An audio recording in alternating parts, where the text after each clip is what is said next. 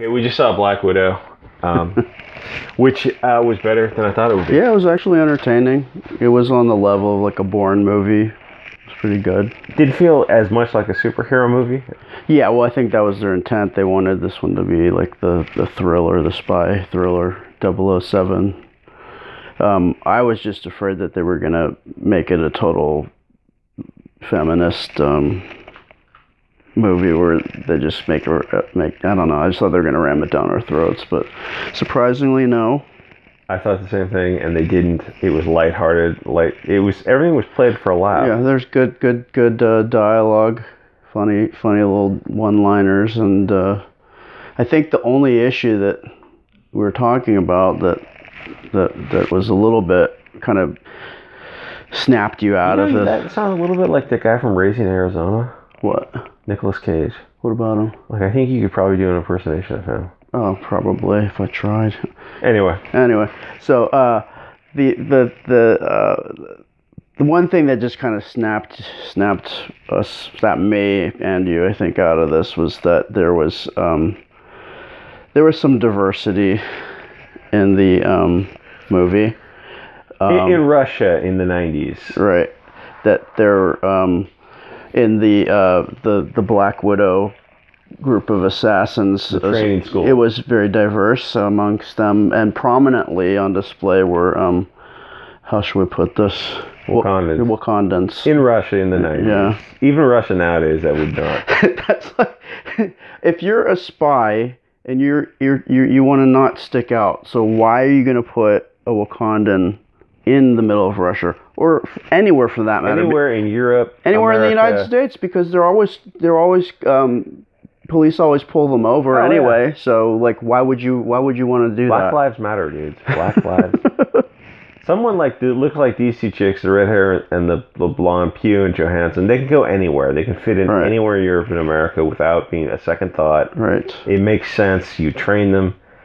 Where others, it's a little bit less likely.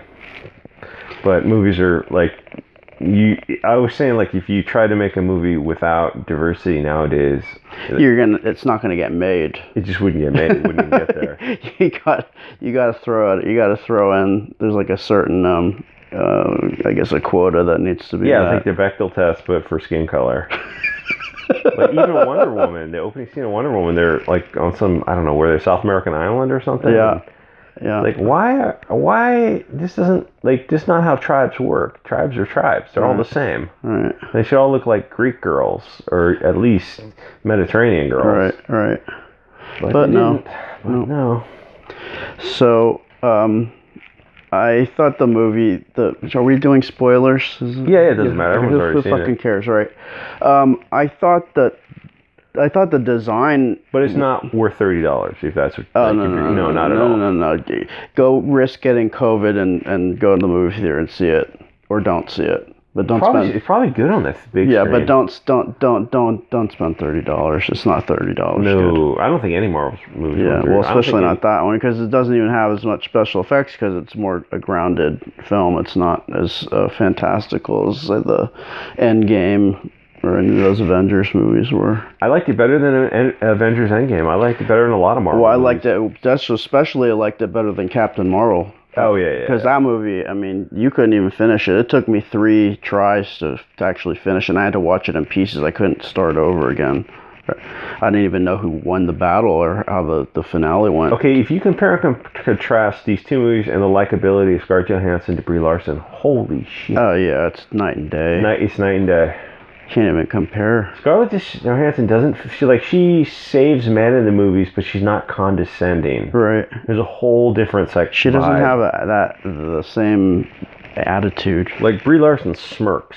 Yeah. And she's a god in that movie. Yeah. And she still smirks. Super OP. Yeah. Oh yeah. Stupid. This was a cooler movie, like a James Bond movie. Yeah, and the characters were more relatable. I mean, as far as super spies go. And it had out-and-out comedy in it. Yeah, some real funny scenes, good one-liners. The villain, though, Taskmaster, whom I'm a big fan of in the comic books. At first, when they showed him, I thought he looked pretty cool, but he was kind of like the the Terminator, just kind of this automaton. And then it turns out that he's actually not it's a chick. Yeah, that was kind of. I mean, I guess it helped the story along, but I mean, don't sacrifice Taskmaster for the story. Oh well, because that is a really cool character. Like in the comic books, they don't give a shit about the story. Is way that's like 20 years. Yeah. That's like before Trump. Like 2016 changed everything. Yeah, like you're gonna have a Wakandan female front and center in everything in Russia. In a Russian spy agency. Yeah, Russians are like, I'm not saying they're the most racist people on earth, but well, I don't think there's very many Africans there for one. No, but for the other, again, if you're trying to like be a spy, you don't want to get characters that are going to stick out. Yeah, unless you're and call attention. In a bikini, maybe. I don't. Well, they're still getting attention. Oh, I also want to say, like, I didn't... people say, like, oh, she's dead. Doesn't that hurt the movie? I would have thought so beforehand, but it didn't affect me at all. No. It was a movie that should have been made probably several years ago, before all the Avengers, last two Avenger movies. But because of good old Ike Perlmutter, that did not happen. He said he didn't want any more... He didn't think women could carry superhero movies. I'd agree with him. Well, yeah, especially after watching Captain Marvel, but there's no accounting for good taste because that movie did like $1 billion or something. Yeah, and this movie would have joined that if it wasn't for Wooflo. This is a way better movie than Captain Marvel, or the X-Men movie, or Ghostbusters 2016, or the Terminator, Ocean's 8, Charlie's Angels. There's like a half a dozen female kind of wokish films. Yeah. Men in Black, intergalactic or international. Men in Black international. Yeah, weird. Like it's literally called Men in Black. Oh, we're subverting expectations.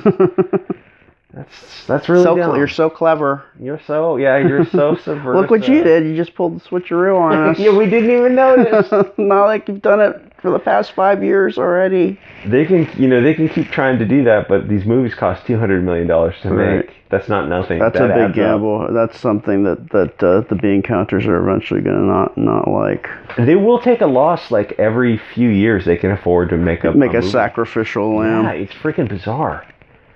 Which means they're not about the bottom line. They're about propaganda more than the bottom line. I mean, how does that net the money, though? No, that's it. They're not about the money. They're about this woke agenda, this bullshit. But how does that do anything? It accomplishes their goal of like throwing a monkey wrench into. It's more than I can go into on YouTube. It's Well, it definitely causes division. That's the goal, is to like divide and conquer. Okay, but I don't want to go into that because YouTube is asshole. They're horrible people who make movies. Yeah. Actually, it's the worst people on earth. Okay, so the movie. The pacing, maybe. The which one now? Pacing. Oh, yeah, a little bit slow and directed by a woman. So maybe but it was still good. It was directed by a woman with a sense of humor. Right. She didn't have anything up her butt.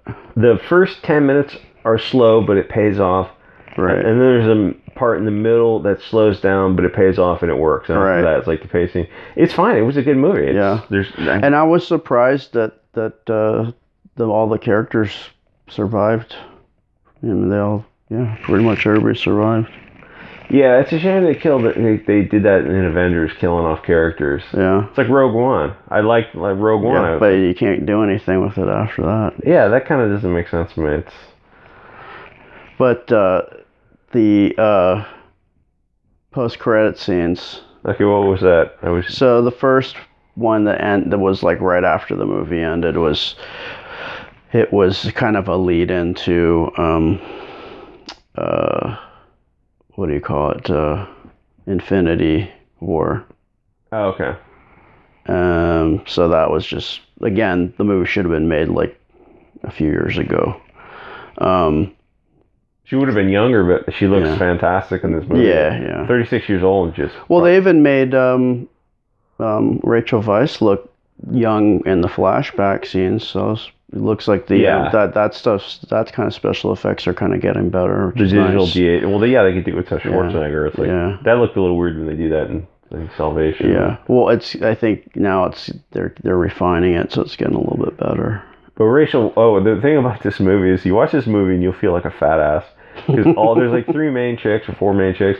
None of them look like they've eaten a carbohydrate in the past 20 years. Right.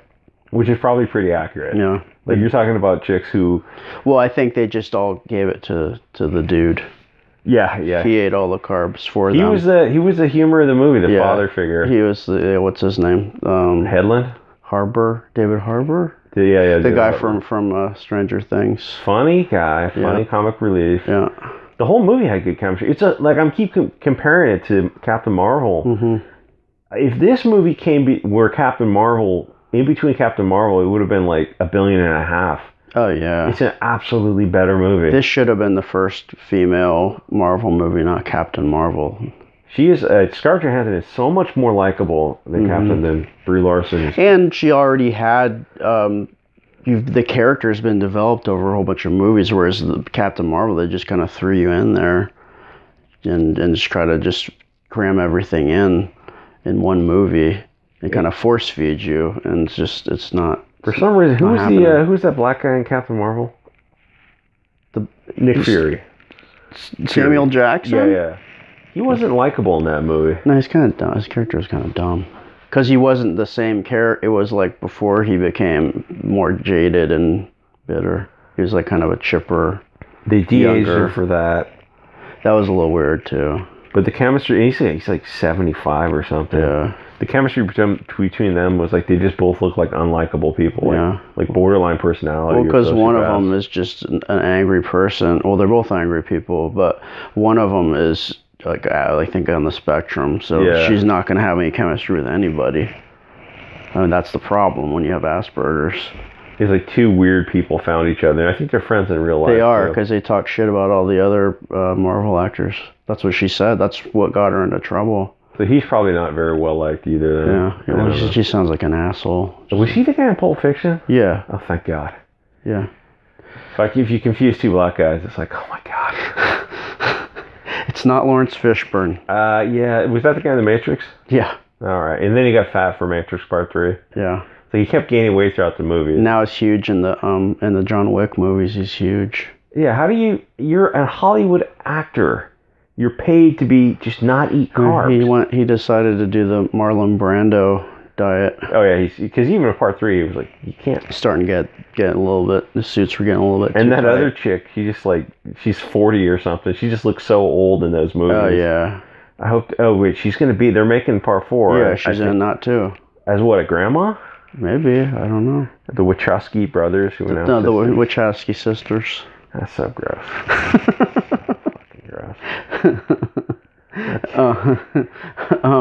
But the other thing, what was I gonna say? Oh, there's the actual post credit scene is a lead into the Hawkeye the Hawkeye Disney Plus series.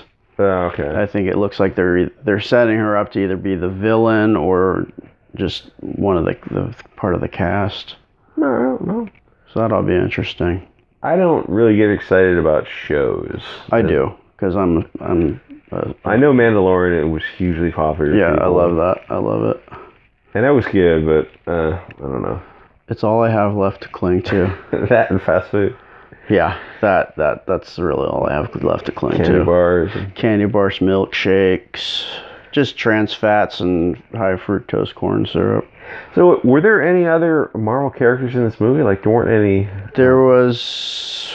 like, you could have had a guy in an Iron Man suit flying around if you wanted. Yeah, I don't even think they had him talking. I mean, no, he wasn't in it. Because that was when they were already at... They were... That in that time frame, that's when they were at odds with each other. Oh, alright. Because that's around, like, the Civil War. Oh, okay. That was another good movie. Yeah. This movie had good chemistry. This movie probably had the best chemistry. Yeah.